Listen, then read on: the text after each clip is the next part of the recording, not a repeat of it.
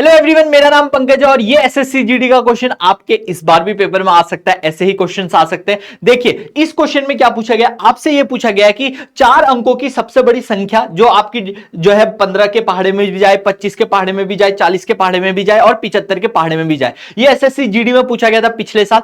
अब अगर आप इसको प्रॉपर तरीके से करेंगे तो बहुत समय खा जाएगा। क्या करना पड़ेगा, पहले आपको बताना होगा कि 4 अंकों की सबसे बड़ी संख्या कौन सी है, या फिर आपको मैं बताऊं तो सबसे बड़ी संख्या कौन सी है, 9 9 9 9 9 है ना। फिर उसके बाद आपने इनका क्या निकालना पड़ेगा, एलसीएम निकालना पड़ेगा या लॉसम निकालना पड़ेगा। और अगर आप फिर उसके बाद क्या करोगे, उसके बाद उसको डिवाइड करोगे, फिर जितना आंसर आया उसको माइनस करेंगे। तो ये नहीं करना, मैं आपको एक शॉर्ट ट्रिक बताता हूं। आपने क्या करना है, जैसे यहां पे अगर आपको दिख रहा है, यहां पे 15 दिख रहा है, यहां पे क्या दिख रहा है, 25 दिख रहा है, यहां पे 40, यहां से पे 75। साफ साफ प्रश्न में ये लिखा गया है कि ये एग्जैक्टली डिविजिबल होना चाहिए, यानी ये पूरी तरीके से भाज्य होना चाहिए। ये इन संख्याओं में से एक आंसर होने वाला है, ये 4 संख्याओं में से एक आंसर होने वाला है। अब इसने लार्जेस्ट बोला हुआ है तो सबसे पहले हमने क्या देखना है, सबसे बड़ी संख्या देखनी है। सबसे बड़ा जो नंबर है वो है ये, ठीक है। और लेकिन ये क्या है, ना तो 25 से जाता है, ना 40 से जाता है, ना 75 से जाता है, ना 15 से जाता है। क्यों? क्योंकि 15 से जाने के लिए 15 से अगर कोई संख्या जा रही तो 5 और 3 से दोनों से जाना चाहिए, वो नंबर 5 और 3 दोनों से जाना चाहिए। बट ये आपका ना तो 5 से जाता है, 3 से तो जाता है लेकिन 5 से नहीं जाता, तो 15 से ये जाएगा नहीं। तो ये हो गया क्रॉस।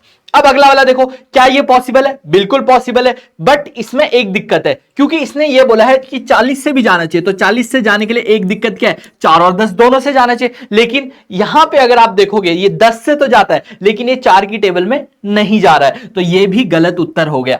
अब हमारे पास क्या बचे, 2 ऑप्शन हमारे पास बकाया है, इन दोनों में से एक आंसर हो सकता है। चलिए अब शुरू करते हैं। 25 का डिविजिबिलिटी रूल, या 25 का आपने डिविजिबिलिटी रूल पता होना चाहिए कि आखिरी की 2 संख्या है वो जानी चाहिए। तो अगर ये देखें तो 60 जो है वो 25 की टेबल में जाता ही नहीं है, तो ये नंबर भी नहीं जाएगा। तो इसका आंसर बिना सॉल्व करे हमने फटाफट से कर लिया। मैंने आपको क्योंकि डिटेल में बताया इसलिए समय लगा, लेकिन आप बहुत ही आसान तरीके से इसको कर सकते हो। 25 का डिविजिबिलिटी रूल आपको पता होना चाहिए कि आखिरी की 2 संख्या डिविजिबल होनी चाहिए। ऐसे ही अधिक वीडियोस के लिए, अधिक जानकारी के लिए और ऐसे ही बहुत ही पीवाईपीस हम लोग सॉल्व करने वाले। मैं हो गया मैं मैथ्स का टीचर हूं, जीके के टीचर आएंगे, इंग्लिश के टीचर आएंगे, जो प्रीवियस ईयर पेपर्स आपके सॉल्व करेंगे। और आपने खुद भी सॉल्व करना है, तो ऐसे ही वीडियोस के लिए हमारे चैनल को सब्सक्राइब जरूर कीजिएगा।